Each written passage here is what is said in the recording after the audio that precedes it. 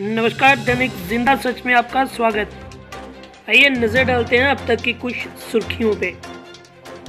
कल अनंतनाग में हुई एक सड़क दुर्घटना में एक ट्रैक्टर चालक की मौत हो गई। चालक की पहचान यूनुस अहमद गनी पुत्र मोहम्मद गनी, जो सुमरू पुलवामा के रहने वाले थे। बताया जाता है कि हादसा इतना भीषण था कि ट्रैक्टर चालक की मौके पर ही मृत्यु हो गई। ये रुक करते हैं दूसरी बड़ी खबर का। सलाहकार फारूक खान ने पुंछ का दौरा किया, आवश्यक सेवाओं की स्थिति का जायजा भी लिया और साथ ही साथ जिला प्रशासन के उपायों की समीक्षा भी की।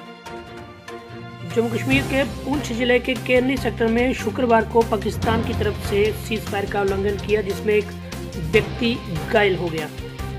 पाकिस्तान की तरफ से किए गए सीज फायर उल्लंघन में हमारी भारतीय सेना ने भी मुंह तोड़ जवाब दिया।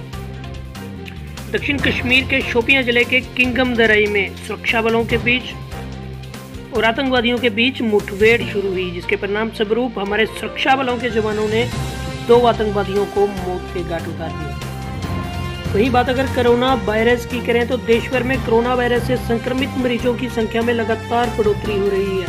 और अच्छी बात यह है कि अभी तक भारत तीसरे स्टेज में नहीं आया है। वहीं केंद्रीय स्वास्थ्य और परिवार कल्याण मंत्रालय की ओर से जारी आंकड़ों के मुताबिक पिछले 24 घंटों में 1076 नए मामले सामने आए हैं और 32 लोगों की मौत हुई है।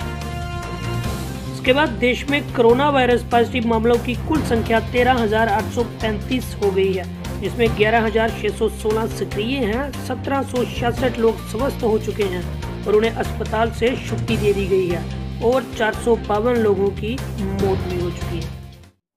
Aspire Adda Institute, best institute in Jammu for all the competitive exams. We care for you. Stay home. Andhra Pradesh में पिछले 24 घंटों में राज्य में 31 नए कोविड-19 सकारात्मक मामले सामने आए हैं।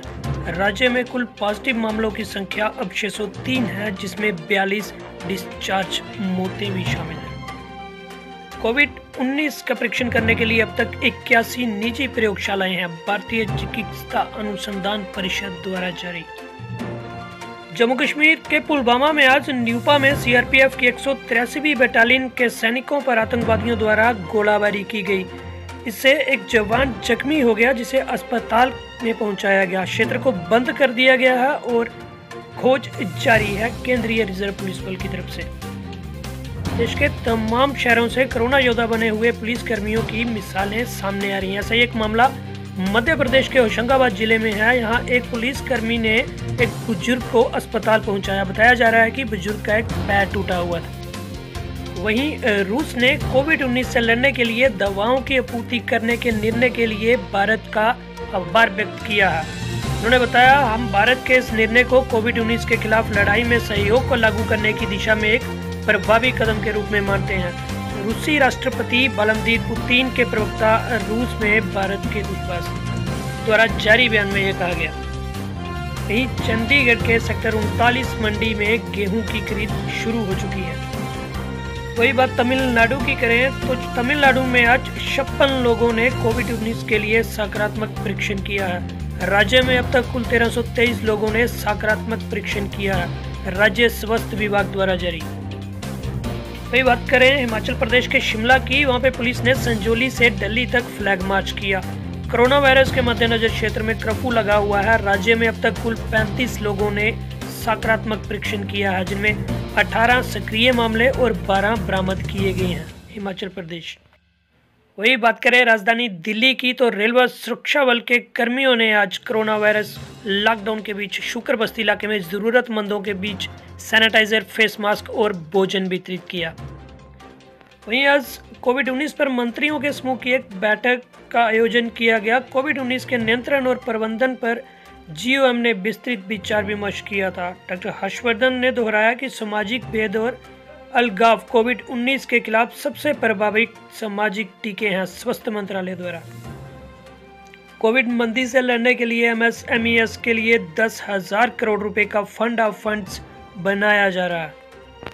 विश्व बैंक आईएमएफ की विकास समिति की बैठक वीडियो कॉन्फ्रेंसिंग के माध्यम से हुई। इसके दौरान वित्त मंत्री सीतारमण ने कोविड-19 से निपटने के लिए किए गए उपायों, गरीबों और कमजोरों के लिए सामाजिक समर्थन के उपायों और सांविधिक और नियमित अनुपालन मामलों में फर्मों के लिए राहत उपायों को साझा किया।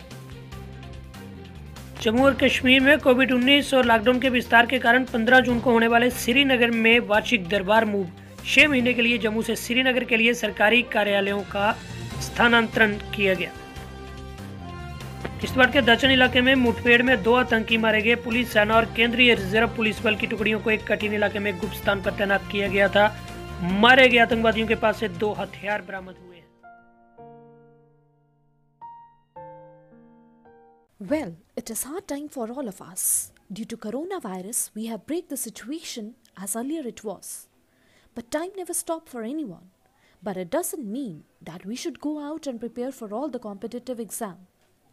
We can utilize this time by doing self-study and taking help of Aspire Radar YouTube channel. To start with, you need to prepare a proper syllabus. You should complete all the syllabus by yourself. And when the critical situation will end, we are ready for all the